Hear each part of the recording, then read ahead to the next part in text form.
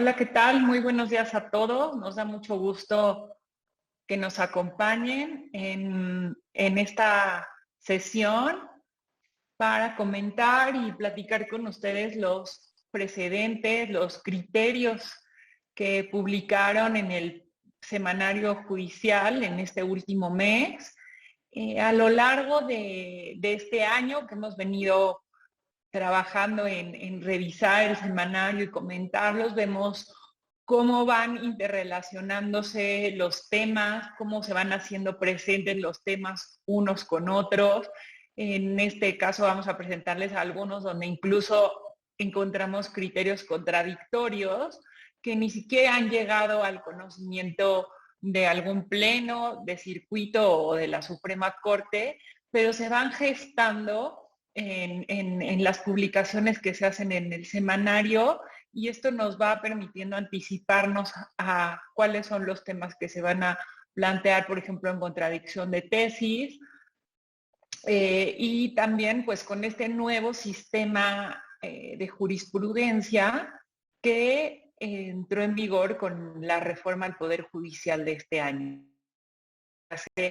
A los precedentes obligatorios o la jurisprudencia por precedente obligatorio, en el que si en la Suprema Corte de Justicia se llega a una resolución con una votación de mayoría, ya no es necesario la reiteración de criterios como sucedía antes, ¿no? Y entonces vamos a estar retomando estos temas que si no son estrictamente lo que se está publicando, pero sí es cómo se va construyendo la jurisprudencia en nuestro país, y para nosotros nos resulta muy interesante platicarlo con ustedes y poder irlo comentando. Mariana, bienvenida. Buenos días. Hola Denise, buenos días a ti y a todos los que nos acompañan. Pues en esta ocasión traemos temas diversos y muy interesantes. Entonces vamos a tratar de darlos todos, de explicárselos todos de forma detallada y lo más breve posible. Lo que dices es muy interesante. Hemos podido determinar los criterios contradictorios que existen o que se van gestando, pero también podemos determinar qué circuitos, es decir, qué estados tienen determinado criterio y cuáles se contraponen con los criterios de otros circuitos. Entonces, eso es muy interesante a la hora del litigio, sobre todo para poder diferenciar los criterios que hay entre una entidad federativa y otra. Pues bueno, estamos teniendo un poco de problemas con la conexión, pero si me permiten vamos a pasar al primer criterio que queremos compartir con ustedes. Este criterio es muy interesante porque habla de un derecho que no conocemos a profundidad, o al menos nosotros no nos habíamos enfrentado con él de una forma tan cotidiana como si el derecho a la salud, el derecho a la igualdad, en fin. Se trata del derecho al nombre. En este criterio, que de igual forma les voy a compartir la liga aquí en el chat para que puedan ir consultando o tengan ustedes a la mano el criterio que vamos a ir viendo. En este caso se trata de una tesis aislada de la primera sala en la que se analizó el caso en el que un hombre acudió a tribunales para que se modificara su apellido. El argumento que decía era que, pues bueno, él no había utilizado o no estaba familiarizado con el apellido paterno porque pues no había tenido relación con su padre y quería en cambio adoptar el apellido de la pareja de su madre. Lo que sucede es que este caso en el estado de Veracruz, la legislación señala que sí, efectivamente se puede modificar el nombre de una persona, pero que para ello se debe de probar con documentales indubitables e inobjetables que la persona ha utilizado ese nombre. De primera instancia podemos ver que se trata de un estándar probatorio muy alto, con documentales indubitables e inobjetables, y esta es la conclusión a la que arribó la primera sala de la Suprema Corte. La primera sala consideró que ese estándar probatorio es inconstitucional porque es demasiado alto y no supera las gradas de necesidad y proporcionalidad que forman parte del principio, más bien del test de proporcionalidad. Entonces, pues bueno, señaló que existen medidas menos lesivas para poder acreditar que, bueno, se ostenta la persona con un nombre distinto a aquel que posee. Pero de hecho, en esta conclusión dice que a diferencia de lo que establecía el Código Civil del Estado, en donde necesariamente las pruebas debían ser documentales, la Corte señala que también se pueden aceptar otras pruebas como son las testimoniales, ¿no? En este caso, como decía Mariana, el requisito era acreditar que esta persona había utilizado de manera recurrente y en distintos documentos y cuestiones el nombre nuevo que él quería registrarlo, ¿no? Y nos resulta interesante esta tesis, sobre todo por entender el derecho al nombre, y la Corte señala que este derecho tiene dos dimensiones. El primero es tener el derecho a tener un nombre y a tener una identidad que te distingue de los demás, pero también el derecho a modificarlo. Entonces son estas dos dimensiones del derecho. Y voy a pasar al siguiente tema. En este último mes se publicó una tesis relacionada con las facturas falsas. Es una tesis de un tribunal colegiado de circuito, eso es importante considerarlo, es una tesis aislada, y señala o analiza un tema muy específico que es el siguiente. Se trata de una empresa que dedujo facturas que después fueron consideradas por el SAT como facturas falsas, ya que el contribuyente que las emitió fue incorporado a la lista del 69B. Como ustedes saben, en la práctica se conoce, o sea, hace la distinción entre EDOs y EFOs, ¿no? En este caso es un EDO porque es la empresa que recibió las facturas y les dio efectos fiscales, ¿no? Las dedujo para efectos del impuesto sobre la renta y el IVA también se acreditó. Como ustedes saben o como se establece en el artículo 69 del Código Fiscal, cuando el SAT advierte esta situación, que hay una empresa que se considera como empresa fantasma, inicia un procedimiento para las empresas que utilizaron estas facturas, que son los EDOs.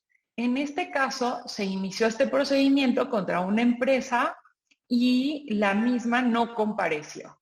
El objetivo de este procedimiento es que la empresa pueda acreditarle al SAT que las operaciones, ya sea si se compraron bienes o si se adquirieron servicios, que acredite que efectivamente se realizaron esas operaciones. En este caso, la empresa no compareció ante el SAT, no otorgó pruebas, no aportó pruebas al SAT y se cierra el procedimiento, ¿no? Y en lo que señala, como lo señala el Código Fiscal, dice, si no comparece al procedimiento, pues ya se tiene por no acreditar la materialidad de las mismas.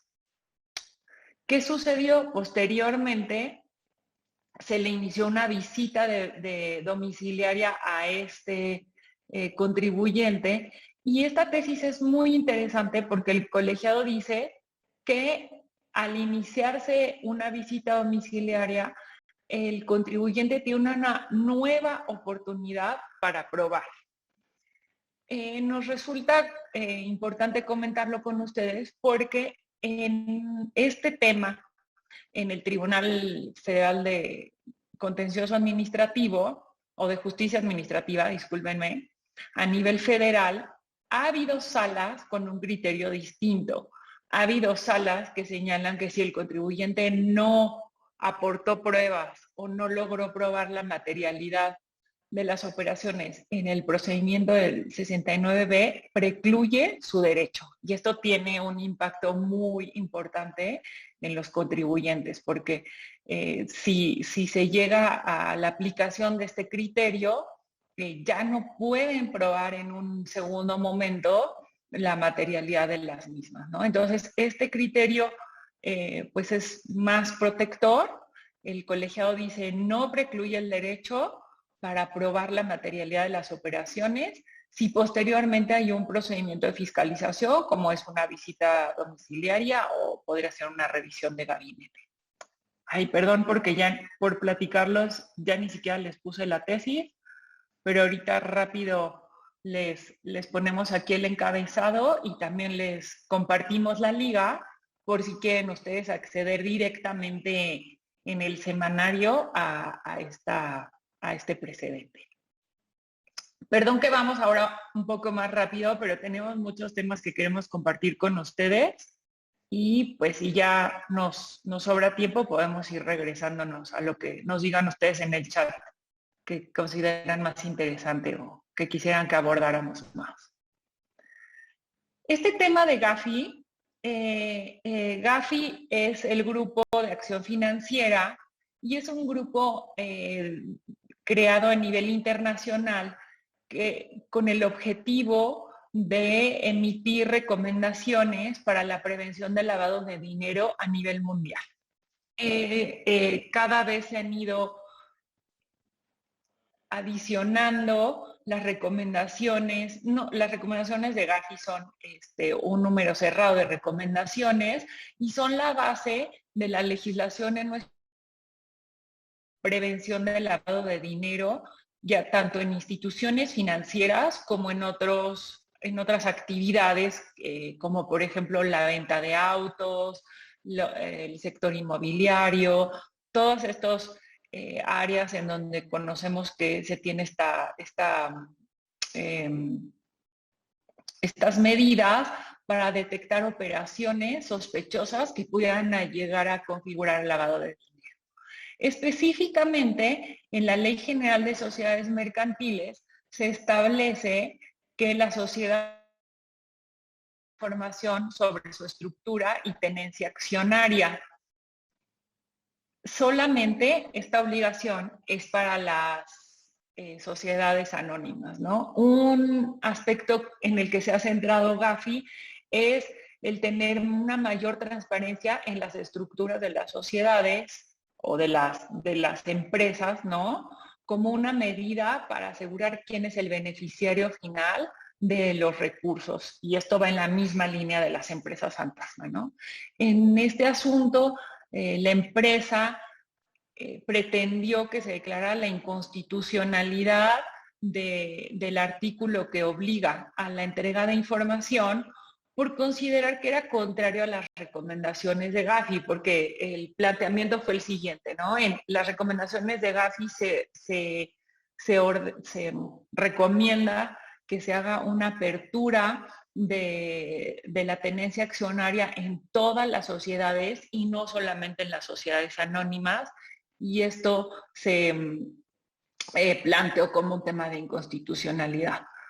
Cuando llega el asunto a la primera sala de la Suprema Corte, señala que las recomendaciones de GAFI no son un elemento para poder juzgar sobre la constitucionalidad o no de una norma. Señaló que el examen de regularidad o de constitucionalidad solo se hace a partir del texto constitucional, pero si nos enfocamos en normas, tratados o instrumentos internacionales, los principios solamente se tienen que considerar aquellos tratados que versen sobre derechos humanos. Y las recomendaciones de GAFI no caen en un supuesto. Por lo tanto, la conclusión es que las recomendaciones de GAFI no pueden determinar la constitucionalidad de una norma interna. Y esto es lo relevante de este precedente. Perfecto. Igual ya les compartimos en nuestro chat la liga de este criterio tan relevante para que ustedes lo puedan consultar, tengan la liga y no solamente puedan ver la tesis en la presentación. Y pues bueno, podríamos pasar a nuestro siguiente criterio. Cambia un poco el tema, retomamos el tema de la perspectiva de género y lo que hemos visto en todos estos blogs que ya llevamos a lo largo del año es que es un tema recurrente en tribunales del que se está gestando nuevos criterios reiteradamente, sobre todo en materia civil. Entonces, estos casos que les traemos, estos par de tesis que les traemos, son muy interesantes. La primera de ellas es sobre el divorcio y la división de bienes. En este caso podemos, como bien sabemos, que cuando una persona contrae matrimonio, pues bueno, debe de elegir el régimen matrimonial por el que quiere que tengan sus bienes. Dentro de estos regímenes podemos optar por el de separación de bienes o bien por el comúnmente llamado bienes mancomunados, ¿no? O conjuntos. En este caso, un tribunal colegiado emitió una tesis aislada en el que analizó, realizó una interpretación conforme del Código Civil de Veracruz y determinó que la pareja había contraído matrimonio bajo el régimen de separación de bienes. No obstante, a la hora de disolverse este matrimonio, pues bueno, se hizo una interpretación del régimen de separación de bienes y se llegó a la conclusión de que aquel cónyuge que se haya dedicado preponderantemente al hogar, aun cuando su matrimonio sea bajo el régimen de separación de bienes, tiene derecho no solamente a los bienes comunes, sino también a aquellos que su expareja adquirió durante el matrimonio. Esta interpretación se llega de acuerdo con el principio de igualdad y la perspectiva de género y tiene la finalidad de resarcir los costos de oportunidad sufridos por el cónyuge que asumió estas labores de cuidado del hogar. Entonces, pues bueno, esta interpretación es interesante porque con estos derechos a la no discriminación, a la protección de la familia, juzgar con perspectiva de género y efectuar una interpretación conforme, pues estamos viendo que aun y cuando se opte por un régimen u otro régimen, al final del día sí hay una protección jurídica hacia la persona que pues se dedicó en el matrimonio al cuidado del hogar. Y pues bueno, también se emitió una segunda tesis al respecto sobre este tema y se determinó que la división de bienes, de acuerdo a estos regímenes, pues bueno, es una norma de aparente neutralidad, pero debe de analizarse a fondo y cuando se hace este análisis es cuando se determina que pues puede existir un desequilibrio estructural por la asignación estereotípica de roles que perjudique a la persona que se dedicó preponderantemente al hogar con una separación de bienes, como la planteada en este caso. Igual podemos ver en un siguiente criterio sobre perspectiva de género. Este caso es muy interesante porque se trata de la guardia y custodia de una menor de edad. En este caso se analizó el padre, la madre quien tenía la guardia y custodia de la menor, pues bueno, el padre acudió a juicio y señaló que la madre no podía tener la guardia y custodia y debía de otorgársele a él debido a que ella realizaba labores en un órgano jurisdiccional. Realizaba labores de, no especificaba si era de juez, magistrada, pero estaba realizando estas labores. Entonces, la argumentación que se tuvo en primera y segunda instancia fue que la mujer que tenía un trabajo muy demandante como lo son las labores jurisdiccionales, no era apta para ejercer la guardia y custodia por tener una actividad profesional tan demandante. Entonces, pues bueno, aquí como podemos ver en la tesis, esta afirmación se sostuvo tanto en primera instancia como segunda instancia y bueno, este caso llegó a la primera sala de la Suprema Corte y determinó que se estaba llegando a esta conclusión de incapacidad de la mujer de tener la guardia y custodia con base en un argumento de estereotipo de género. Entonces, pues bueno, aquí es muy interesante porque se emitieron dos criterios al respecto. Si podemos pasar al siguiente criterio. Entonces, en este caso se determinó que, pues bueno, no se puede llegar a una conclusión basándose en un estereotipo de género que además afecta el interés superior a la infancia. Esta afectación al interés superior de la infancia tiene como base que a la hija menor de edad se le está enseñando que, pues bueno, no puede compaginar una vida familiar en un futuro como ella madre de familia y al mismo tiempo realizarse profesionalmente con un trabajo demandante como el que tiene su madre. Igualmente se analizó que igual a los menores de edad hombres pues se les está enseñando que las mujeres no pueden compaginar estas dos labores, ¿no? Entonces, pues bueno, sin duda es un caso interesante y sobre todo interesante porque se sostuvo en primera instancia y en segunda instancia. Fue hasta que llegó a la Suprema Corte que, pues bueno, se tiró esta argumentación. Entonces, pues ese es el segundo criterio y tenemos un tercer criterio sobre perspectiva de género. Sí, de hecho nada más en este tema, Mariana, veíamos que tanto el papá como la mamá trabajaban en un órgano jurisdiccional, como dice Mariana, no entra a detalles si es un juzgado o un tribunal.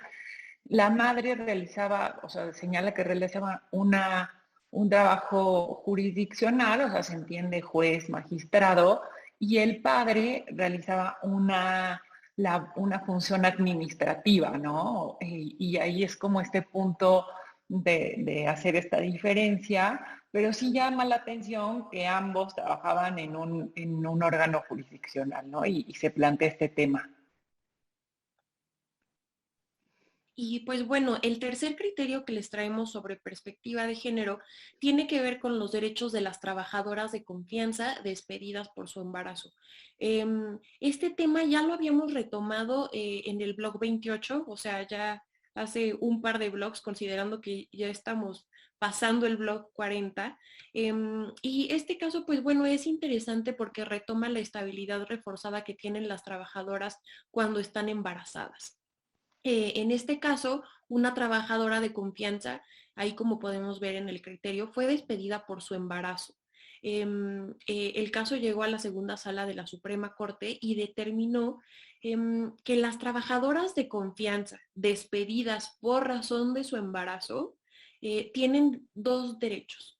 El primero de ellos es a reclamar el pago de salarios caídos y el segundo de ellos es a ser reinstalada en su empleo. Esto es muy importante porque recordemos que los trabajadores de confianza no tienen esta estabilidad por regla general en el empleo, pero aquí estamos viendo cómo la segunda sala y también la propia Constitución en su artículo 123 apartado B determina que hay una estabilidad reforzada para las mujeres embarazadas para conservar su empleo y los derechos que hubieran adquirido por la relación de trabajo. Entonces, pues bueno, de aquí es donde se deriva este derecho a reclamar el pago de salarios caídos y bueno, también a ser reinstalada.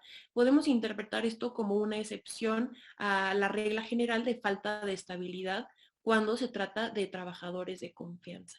Y también importante señalar que no es únicamente durante su condición de embarazo, sino que también dura durante el periodo de licencia postnatal, que bueno, está protegido por esta estabilidad reforzada en el trabajo. Sí, no olvidemos que cuando hablamos de trabajadores de confianza, lo hacemos bajo el régimen de los trabajadores al servicio del Estado, ¿no? Y por eso justamente lo que señalaba Mariana, que nos ubicamos en el apartado B del artículo 123 constitucional, que es el que regula a los trabajadores al servicio del Estado. Incluso en el planteamiento inicial de este asunto, se decía que constitucionalmente, al tratarse de una trabajadora de confianza, no gozaba del derecho al pago de salarios caídos ni a la reinstalación en el empleo. Y bueno, pues la segunda sala realiza una interpretación distinta cuando se trata de este caso específico de que la trabajadora fue despedida por su condición o por encontrarse embarazada. Y por eso pues es relevante, ¿no? La diferencia que se hace y la interpretación que hizo la Corte. Y pues bueno, este otro criterio también es interesante. Ya no se trata de perspectiva de género, sino aquí, la verdad, nosotros es la primera vez que nos encontramos con este término que es perspectiva de infancia. Esta perspectiva de infancia viene del interés superior del menor y de la necesidad de incorporar este elemento como óptica o como enfoque para determinar, tener una sentencia en un juicio. Entonces, ¿qué sucedió en este caso? Es muy interesante porque aquí la primera sala de la Suprema Corte determinó que no puede alegarse la protección a los derechos de los niños cuando se trate de un juicio de comodato, ¿no? Entonces, pues bueno, igual si podemos pasar a la tesis, este criterio fue una jurisprudencia por precedente obligatorio y en este caso, les comento brevemente los hechos, una pareja que recibía en comodato una casa habitación fue demandada por la propietaria, que era madre de uno de los cónyuges, solicitando que desocuparan el inmueble que pues les había sido dado en comodato, que sabemos que es préstamo, ¿no? Entonces, la pareja, en lugar de regresar este bien inmueble, acudió a juicio. Acudió a juicio y argumentó ante el juez que, pues, si ellos desocupaban el inmueble, se iban a ver afectados sus hijas menores de edad, porque ellas tenían derecho a, bueno, a la casa y habitación. Entonces, pues bueno, este criterio fue resuelto por la primera sala de la Suprema Corte y se determinó que pues la litis en este juicio era sobre el comodato y no estaban en juicio o en tutela en este caso los derechos de las menores ni el interés superior de las menores, porque si lo pensamos en este sentido llegaríamos al extremo que en cualquier asunto, incluso un arrendamiento en donde no se esté pagando la renta, no se podría sacar a los inquilinos si comprueban que tienen hijos menores de edad cuyo derecho a un hogar se pueda ver afectado, ¿no? Entonces, pues bueno, esta fue la resolución de la primera sala de la Suprema Corte y pues lo que resolvió es que no es aplicable analizar este caso con perspectiva de infancia porque un eventual daño a los niños, pues bueno, esté en un futuro y es incierto. Y también sostuvo que no existía una contraposición jurídica entre el derecho a la propiedad y la posesión de un inmueble por parte de la parte actora y el derecho de alimentos de los menores. Sí, de hecho esto es un ejemplo pues de un límite que se pone cuando se hacen planteamientos ante el Poder Judicial, ¿no? Porque sabemos que los derechos humanos son tan amplios que permiten pues hacer toda una serie de planteamientos, pero en este caso la Corte nosotros consideramos acertadamente dice, bueno, no lo puedes llevar al infinito, la protección de los niños, y no se puede desconocer cuál es la litis que se planteó, ¿no? Que como lo vemos, era un contrato de préstamo entre la abuela y los padres, y esto no puede, no trasciende a quién habita el inmueble. Y de ahí, pues, lo importante de este asunto, porque es un ejemplo de la limitación o de cómo realmente tienen que acotarse, ¿no? Hasta cierto punto los argumentos relacionados con los derechos humanos.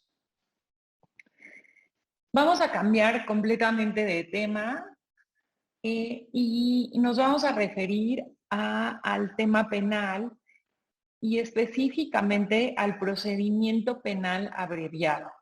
Este procedimiento se inicia cuando el imputado reconoce que su culpabilidad reconoce que él es culpable, y entonces se abre este procedimiento en donde recibe una pena reducida y bueno, y sobre todo, pues logra, o la idea del mismo es, pues lograr la impartición pronta de la justicia, ¿no? En el momento en el que se determina o antes de determinar si se abre este procedimiento penal abreviado, la víctima del delito puede oponerse a su apertura si considera que la reparación del daño no está debidamente garantizada. Cuando el Ministerio Público acude ante el juez y le señala que, bueno, se va a abrir el procedimiento, bueno, se propone la apertura del una propuesta de el monto que deberá pagar el culpable a la víctima para reparar el daño causado. Este asunto ya lo habíamos platicado y de hecho lo hemos comentado, el asunto que dio lugar a este precedente.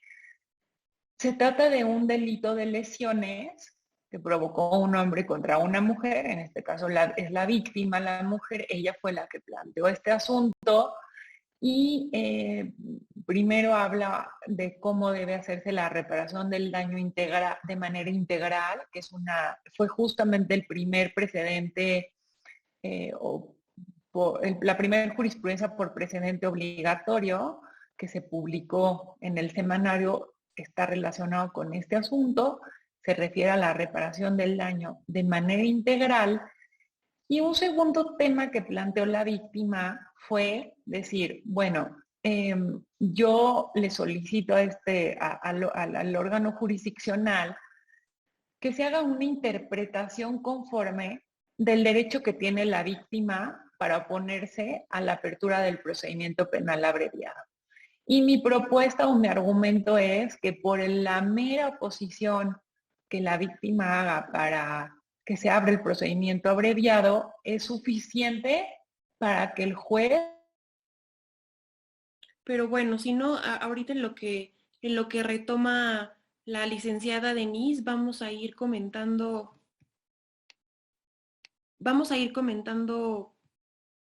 el caso en donde nos quedamos. No sé si ya se haya retomado la señal, Denise. Sí, les pido una disculpa. Estoy aquí.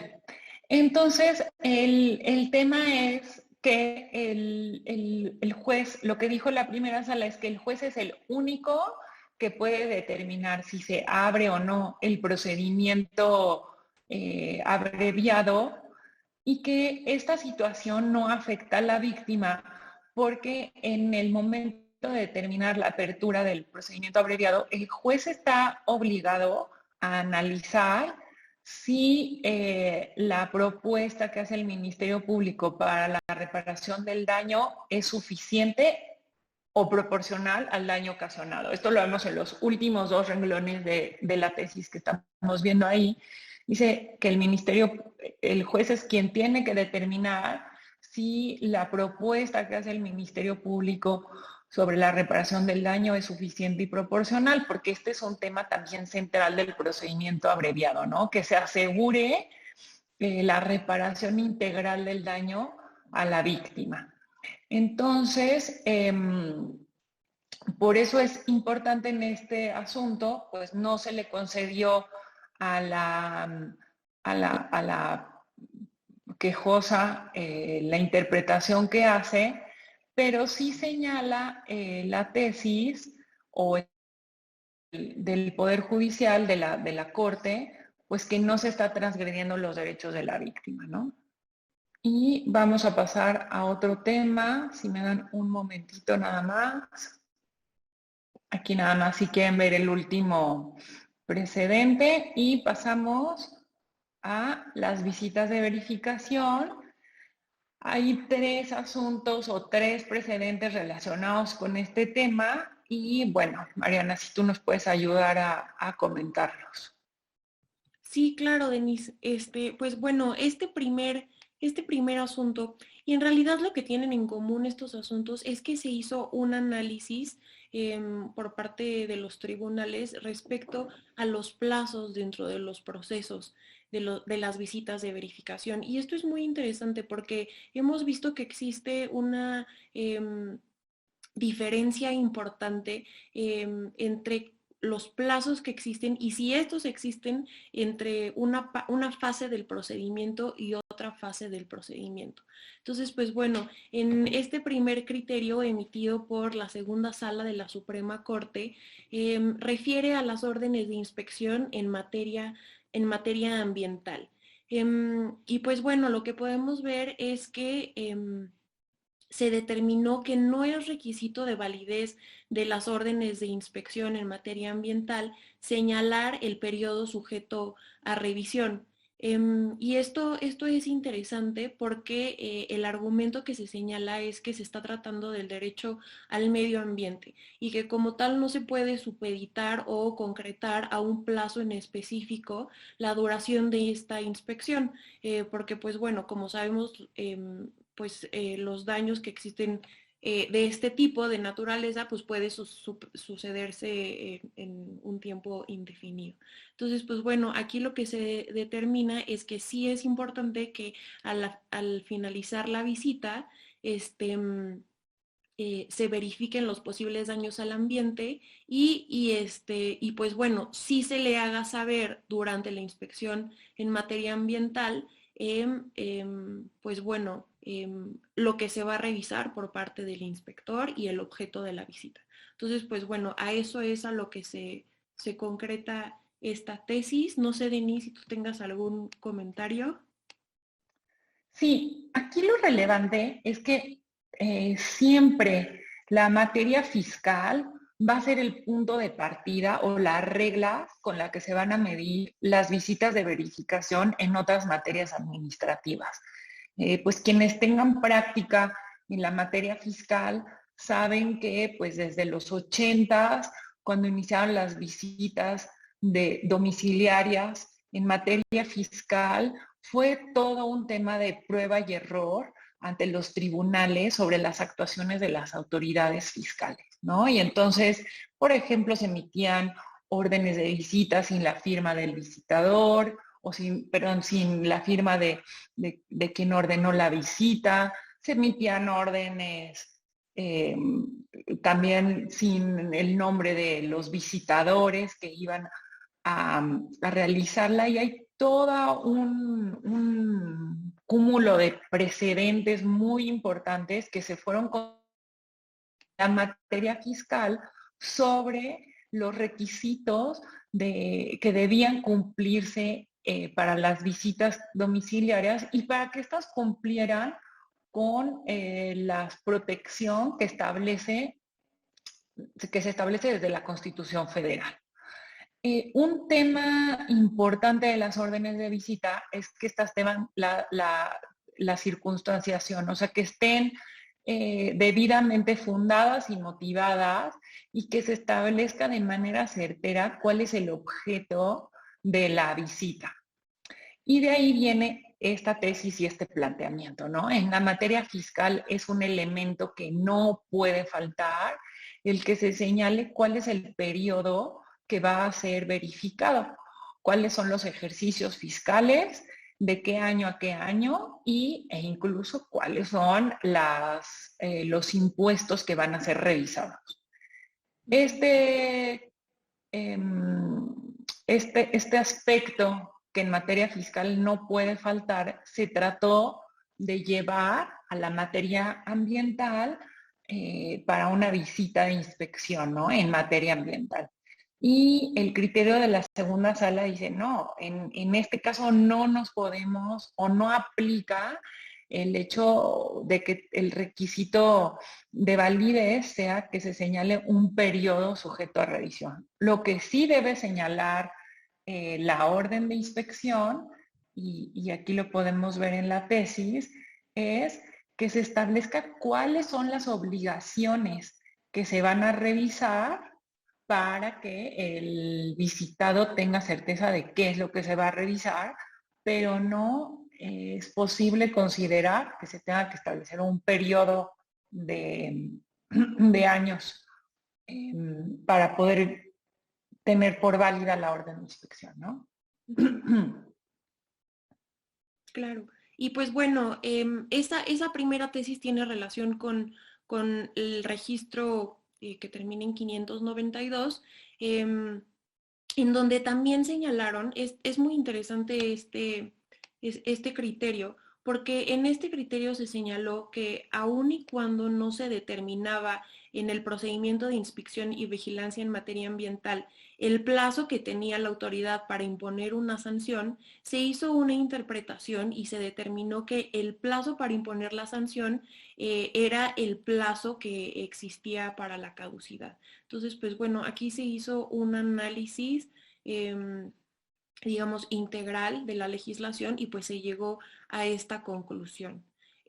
Distinto este criterio a aquel que se determinó respecto de la Conducef. En este otro caso se analizó, bueno, la Conducef advirtió en este caso que una institución financiera pudo haber incurrido en una infracción en contra de la ley. Entonces, pues bueno, para iniciar se iba a seguir un procedimiento administrativo para determinar si se debía o no se debía imponer una multa. No obstante, este procedimiento administrativo no establecía un plazo específico para que la Conducef impusiera la multa, ya que solo refiere a que la facultad de la autoridad, pues bueno, caducará en 5 años. Y aquí está la relación con el criterio anterior de la segunda sala. No obstante, en este caso, el Pleno de Circuito determinó que la falta de plazo para imponer una multa constituye una transgresión al principio de seguridad jurídica. Porque, pues bueno, la persona que está siendo sujeta a este procedimiento no conoce el plazo máximo para que la autoridad emita una sanción, no conoce el plazo máximo para que se notifique la resolución respectiva, y aquí se determinó que no era aplicable el plazo de la caducidad, porque ello refiere al plazo máximo con que cuenta la autoridad para imponer la sanción, pero pues no para dictar la resolución en los procedimientos sancionatorios. Entonces aquí podemos ver que sí se hace una diferenciación y que también podríamos incluso pensar que se gesta una contradicción de criterios respecto a cuándo puede señalarse de forma supletoria un plazo dentro del procedimiento con la caducidad y pues cuando no es aplicable de esta manera. No sé, Denise, si tú tengas aquí algún comentario al respecto. Sí, justamente lo que vimos Mariana y yo es que en dos asuntos que son similares, si bien no se tratan de la misma legislación, porque la primera, la que conoció la segunda sala, es en materia ambiental y la segunda es un tema financiero, se hace el mismo planteamiento, ¿no? La legislación plantea el plazo máximo que puede durar un procedimiento, se establece la regulación, perdón, del procedimiento de inspección y vigilancia, pero una vez concluido no se le establece un plazo máximo a la autoridad para que imponga una sanción.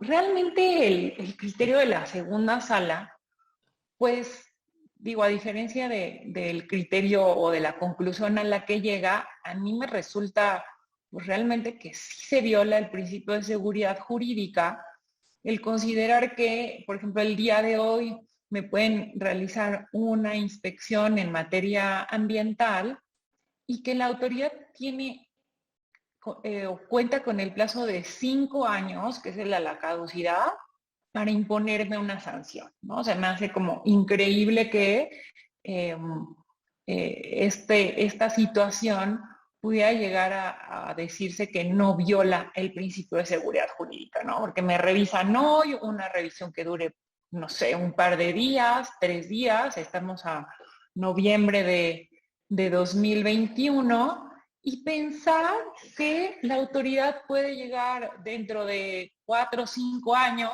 en el 2024, y decirme, oye, acuérdate, ¿te acuerdas que en noviembre de 2021 te hice una inspección? Sí, bueno, pues resultó que sí, incumpliste, por ejemplo, tus obligaciones de presentar ciertos avisos y te impongo la sanción al día de hoy.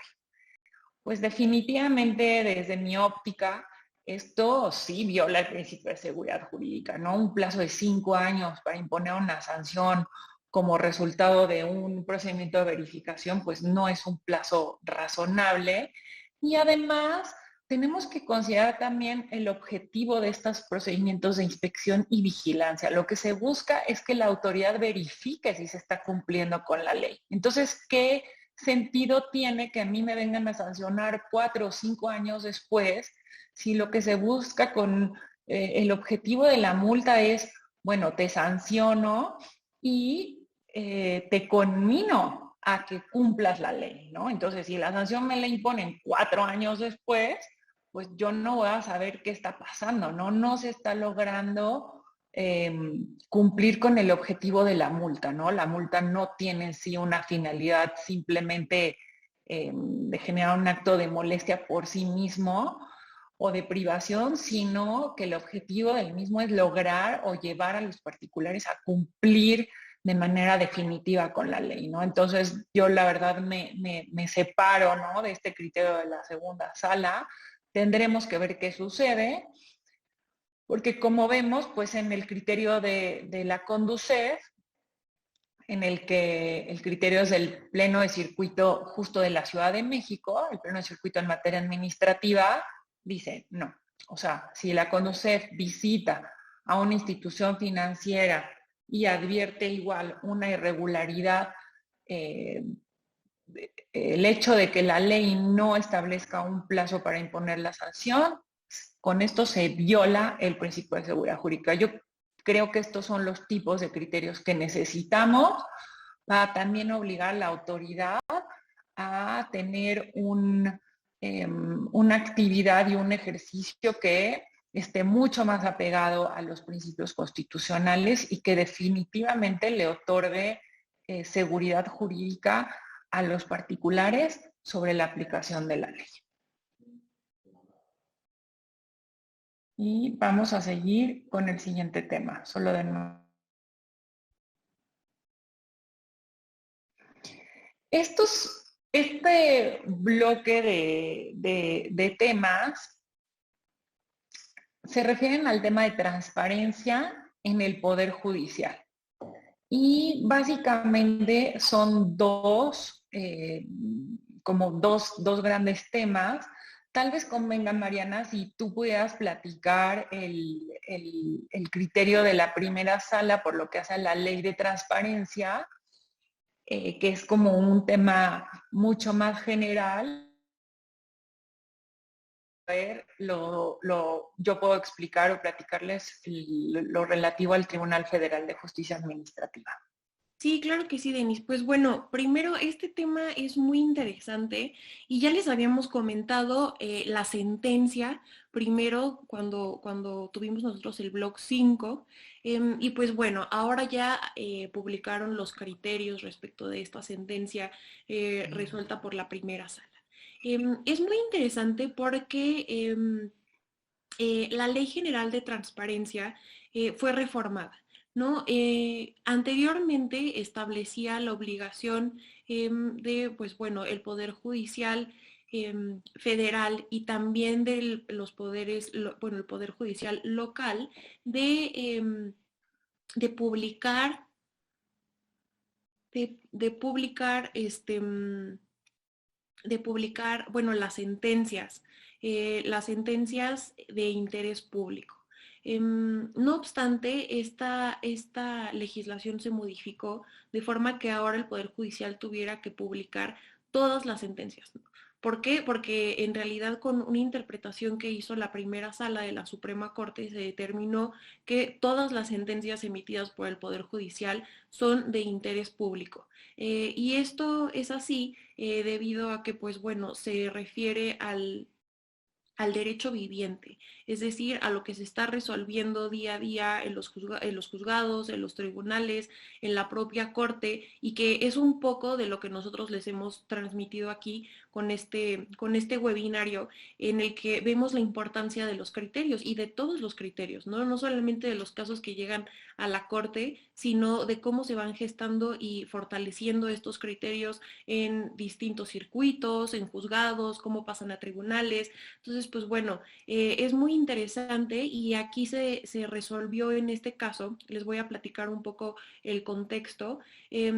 Una asociación civil promotora de litigio estratégico en materia de derechos humanos y combate a la corrupción, promovió juicio de amparo indirecto, en el que reclamó la omisión del Poder Judicial de Zacatecas de publicar las versiones públicas de las sentencias dictadas de 2016 a 2017. En este caso, lo que se resolvió es que, pues bueno, aun y cuando para esa época la Ley General de Transparencia no establecía la obligación de publicar todas las sentencias, sino únicamente aquellas de interés público, la Corte hizo un análisis de este artículo, pues que ya fue modificado, y determinó que todas las sentencias son de interés público. Entonces, pues bueno, sí había una obligación para ese periodo por parte del Poder Judicial de Zacatecas de publicar todas las sentencias, ponerlas a disposición del público y mantenerlas actualizadas. Entonces, pues bueno, eso fue lo que se resolvió, y ahora actualmente la Ley General de Transparencia ya establece en su artículo 73 la obligación del Poder Judicial de publicar todas las versiones públicas de las sentencias emitidas.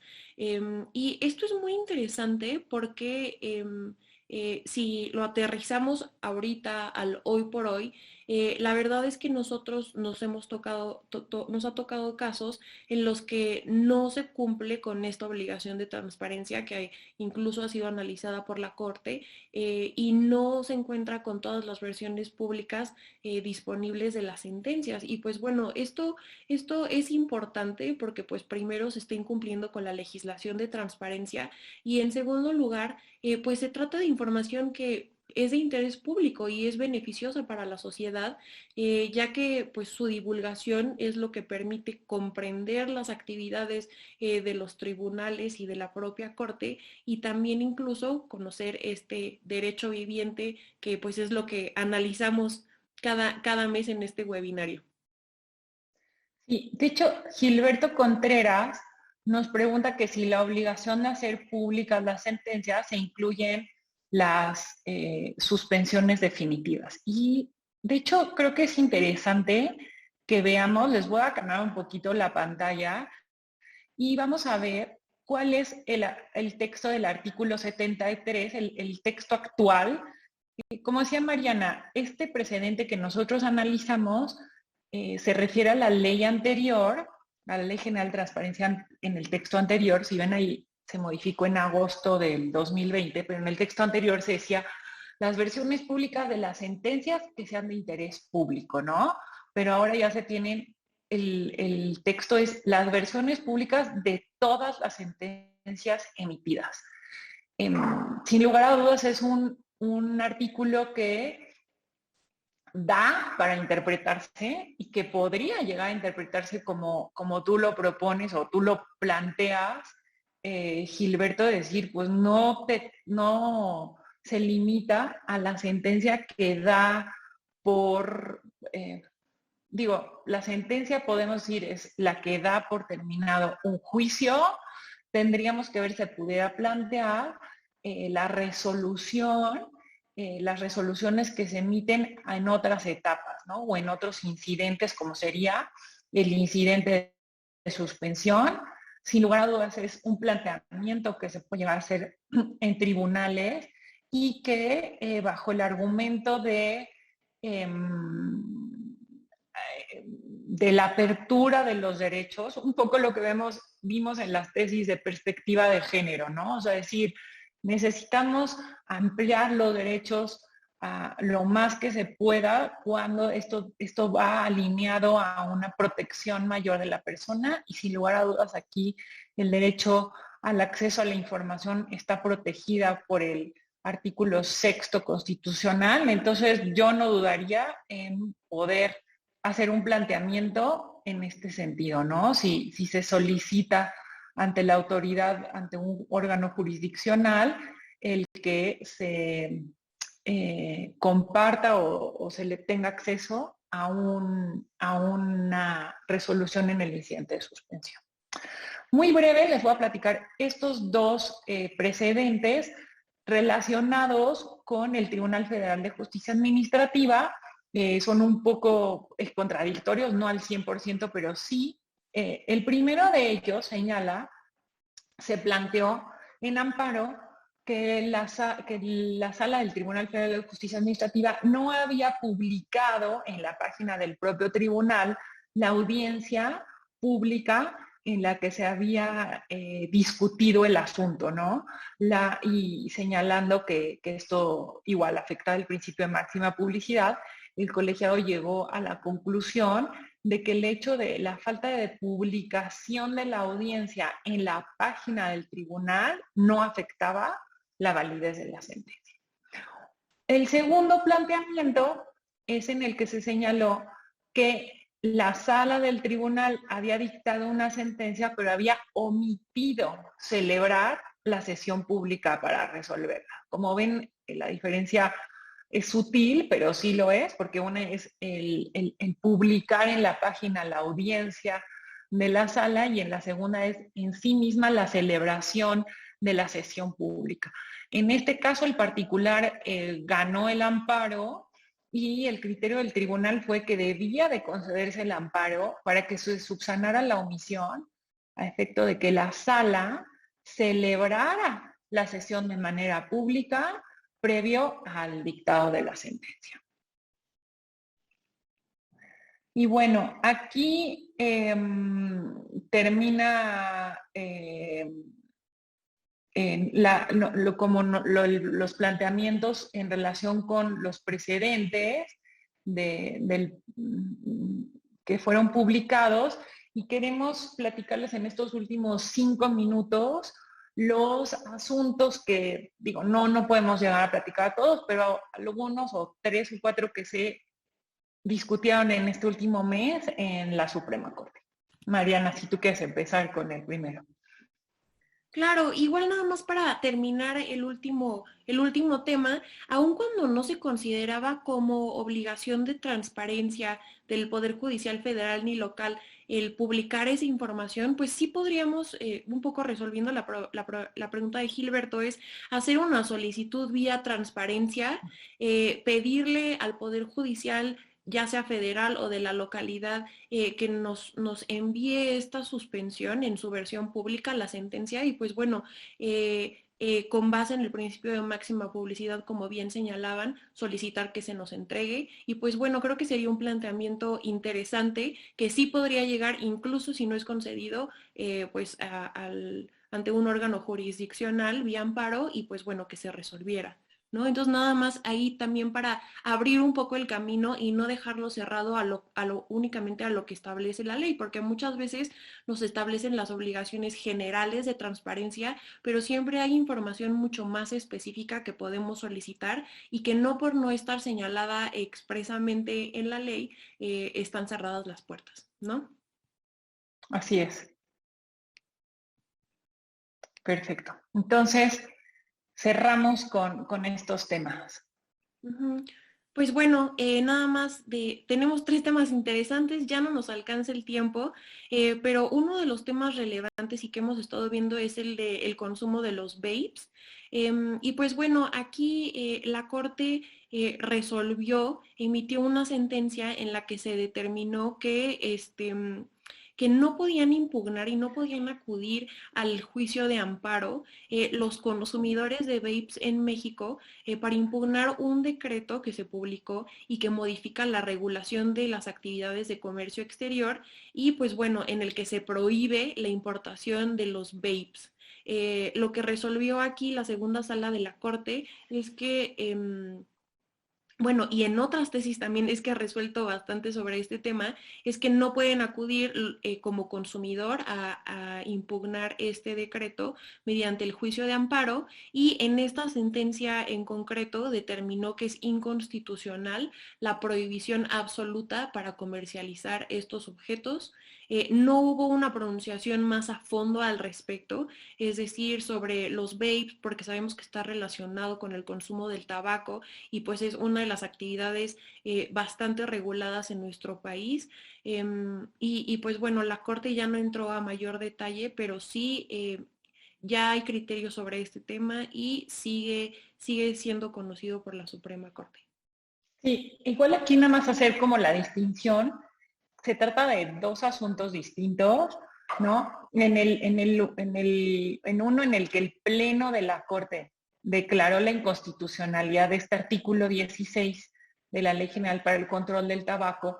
Esta ley es la que regula en sí el consumo y la venta del tabaco, es en donde se establece todo el etiquetado para las cajetillas, la prohibición para la venta de menores de edad, la prohibición para que las cajetillas estén disponibles. Ustedes saben que vas a un supermercado y la cajetilla no la puedes tomar tú, te la tiene que entregar el cajero. Todo esto está regulado en la Ley General para el Control del Tabaco. Y el artículo 16 establece una prohibición de manera absoluta para comercializar cualquier producto que sea similar a los que están regulados por la ley, a los puros, al cigarro como tal, y establece esta prohibición absoluta para poder comercializar cualquier otro producto relacionado con el tabaco, ¿no? Y ahí entran justamente los vapes que tienen tabaco. Lo que dijo la Corte, y creemos pues, que de manera, no sé, un poco peligrosa, dice, esta prohibición absoluta es inconstitucional, perdón. No procede una prohibición total, y el problema que vivimos actualmente es que no hay una regulación para este tipo de dispositivos. Algunos tienen tabaco, otros no. Entonces se sale o excede el tema de la comercialización, importación y todo esto de estos productos de la Ley General para el Control del Tabaco, porque pueden o no estar en el mismo, ¿no? Entonces el Pleno dice, yo no estoy diciendo o no quiero decir que están permitidos los cigarros electrónicos, pero lo que sí digo es que este artículo es inconstitucional. Lo que vemos es que estamos en un camino mal diseñado, un camino muy pantanoso, y que es lo que está permitiendo pues, que estos dispositivos se vendan sin ningún control, como si lo tienen el cigarro y otros productos del tabaco, ¿no? Es realmente preocupante. Ahora, en un esfuerzo que se hizo, o bueno, no sé si un esfuerzo, pero una medida que se tomó, y lo que hace el comercio exterior fue que recientemente se prohibió la importación de los vapes o dispositivos electrónicos y todas las sustancias relacionadas con las mismas, ¿no? Esa prohibición está en la regulación en materia arancelaria, y en este segundo asunto de la segunda sala, algunos consumidores de vapes promovieron amparo en contra de esta prohibición para la importación. Y lo que resolvió la segunda sala es que estos consumidores carecen de interés legítimo para impugnar el decreto en el que se regularon o se establecieron estas prohibiciones, y que en todo caso quien podría promover el amparo son los importadores de los mismos, ¿no? Nos gusta o queremos plantear estos temas porque es un tema que se está construyendo y que ante el silencio del legislativo para regular este tema, la regulación se está construyendo en los tribunales. Por eso no lo queríamos dejar pasar. Si nos dan 3 minutitos, terminamos. Mariana, si tú comentas el tema del padrón, yo cierro con el tema de los delitos en materia fiscal. Sí, claro. Pues bueno, hemos visto que este tema del padrón ha estado muy activo durante este año que entró en vigor esta reforma a la Ley Federal de Transparencia. perdón, a la Ley Federal de Telecomunicaciones y Radiodifusión. Y pues bueno, como sabemos, se promovieron bastantes amparos en contra de esta reforma. Y pues bueno, siguen estos amparos promovidos pendientes de resolución, la mayoría de ellos en los juzgados de competencia económica. A la par de estos juicios, se promovieron controversias constitucionales que están siendo conocidas por la primera sala. Y esto es interesante porque a través de la controversia constitucional que específicamente la debe de estudiar la Suprema Corte, se están llevando estos temas, digamos, de manera fast track al conocimiento de la Suprema Corte. Si no existiera esta posibilidad, pues bueno, tendríamos que esperar a que fuera todo el procedimiento como normalmente lo hacemos, acudir al juzgado, impugnar en tribunales y posteriormente, pues bueno, tratar de que la Corte resuelva estos temas. Pero lo que estamos viendo es que con esta controversia constitucional, la primera sala confirmó la suspensión otorgada al Instituto Federal de Telecomunicaciones, y esto es conceder la suspensión para efectos, bueno, de que no entren en vigor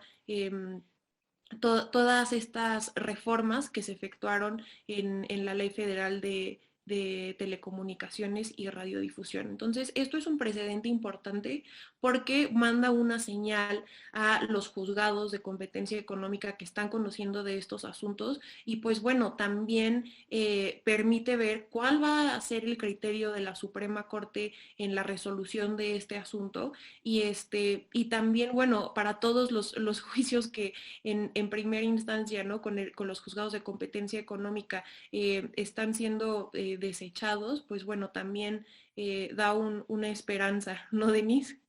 Así es. Y ya para cerrar, bueno, Fernando Castillo nos pregunta si es obligación para los sindicatos dar respuesta por transparencia sobre el manejo de fondos de cuotas. Los sindicatos sí están obligados desde la Constitución al momento en que reciben recursos públicos, y ya es cuestión de analizar en la Ley General de Transparencia el detalle de estas obligaciones, ¿no? Por último, y no voy a ahondar mucho, tenemos otro programa de IntelliJuris sobre este tema, pero la Corte determinó que los delitos de contrabando, defraudación fiscal y delitos relacionados con la expedición de comprobantes fiscales o facturas falsas no pueden considerarse como delitos que permitan la prisión preventiva oficiosa.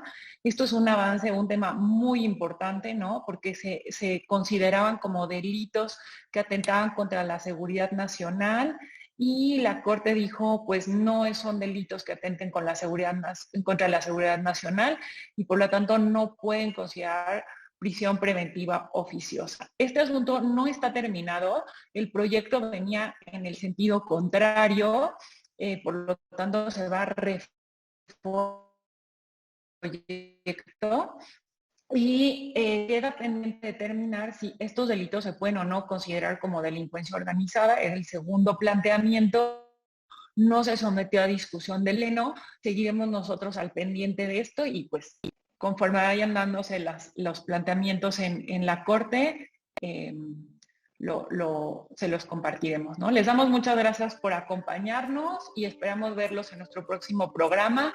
Estamos planeando tal vez una dinámica más a tipo de taller, que pudiéramos interactuar con ustedes. Nos gustaría mucho hacer esto en este cierre del año, así que los esperamos en el primer viernes de diciembre. Muchas gracias a todos. Gracias, Mariana. Gracias, Denise. Hasta luego.